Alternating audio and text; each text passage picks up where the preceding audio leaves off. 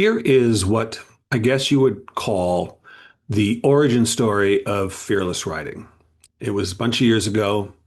I was still writing novels. I was still working in a restaurant. I've been at that restaurant a long time. And I was starting to feel pretty bad pretty regularly about my situation. Felt like a failure a lot of the times, felt ashamed of it, couldn't sell my books. It was on my mind a lot. And one day I I heard back from another agent about this book and then no, and I was feeling so bad. And I came back, it was a Wednesday night, I remember, and I came home from my dinner shift at the restaurant and it just came on me really hard that night. Everyone was asleep in the house. And I went out to the living room and I just sat there and I felt so bad. Felt so bad about myself and just my life. Even though I was married to a woman I loved, I was only working 25 hours a week. It wasn't like I was slaving away. Raising kids, I liked raising kids, but it didn't matter. Didn't matter. And I remember sitting there feeling so bad. I thought, I would rather be dead than feel this bad. And that was all I thought. That was as far as that ideation went, but it got my attention because I saw then why one would do such a thing. And I went to bed, went to the bed, and my wife was awake now. And I told her what happened, and I said, I got to do something different. I have to do something differently. I didn't know what that was. The next day was a double shift, meaning you work lunch and then dinner. And I went in and I worked the lunch shift. It was funny. I worked the lunch shift, and on my way to, I parked and I was on my way to the restaurant. I was having a fantasy conversation with the only writer I knew. There was this guy, Don McGuinn, kind of a tough guy, likable, but was the only professional writer I knew. And I explained what happened. And he said, "You were going to do that over a fucking book?" In my imagination, he said. I started laughing. Again, all alone, but picturing it. And then that night, I'm standing in my section. It's a dinner rush, meaning, or the theater rush. So all the people come in quickly. So it's very busy, but that's okay. I'm handling my section. And this is a high-end restaurant. We would toss salads tableside. We would toss people Caesar salads for them at the table and then deliver it. So I was doing that for this table of four people getting ready to go to the theater. And I tossed the salad up, put on a little bit of a show for it, and I ladle the lettuce on.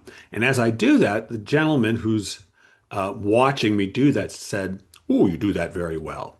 And as he said that, my ego just sucked up every little ounce of satisfaction I could get from that praise.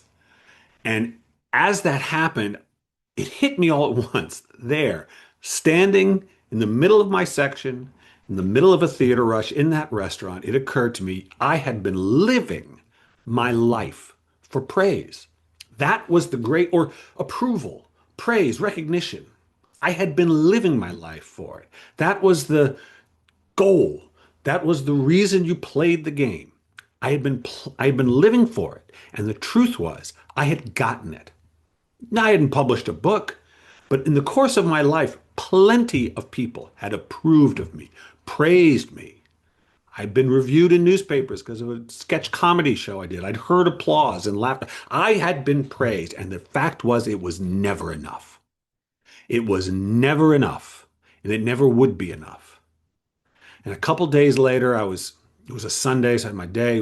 I worked Saturday night, and then it was Sunday, and I was going to get bagels for my family. And I thought, somehow you're going to have to do this, Bill. You're going to have to stop caring what anyone thinks about you. And I didn't know how I was going to do it because it seemed like the fun part of life, the payoff. But I recognized it wasn't. And I didn't know how I would stop, but I knew that that was the new goal. Somehow I would have to invert why I was doing what I was doing. And it couldn't be for recognition and praise. And look, it's a shallow goal, and it's one I would never have copped to. If you asked me, why are you doing this? It wouldn't have been for praise and approval. It would have been because I like doing it and I want to make a living as a writer, not as a waiter, and blah, blah, blah. But the real quiet goal was that fame, success, recognition, and it's nothing. And I may be unusually I may have been unusually focused on that result, maybe more than other people, but I think it's fairly common for us writers. And it's why fearless writing is what it is. The goal of fearless writing is to forget to care what people think of your stuff, that's where the door to our genius and to really the life we want to lead can be opened. And it's such a practice. We have to practice it every day. I still practice it every day because I see in sneaky ways the way I live. I still wait for sometimes a certain kind of recognition of this, as if it's going to be, as if it's going to help me, as if it's going to make anything better. It never does. So this is why I do what I do. I saw the value in it for me, and I knew I wasn't the only one. Artists, it's a really tricky thing for artists because so much of our worth seems to be tied up in people liking our stuff. And yet that is not the goal. It's not the goal on a professional level. It's not the goal on the emotional level. It never has been.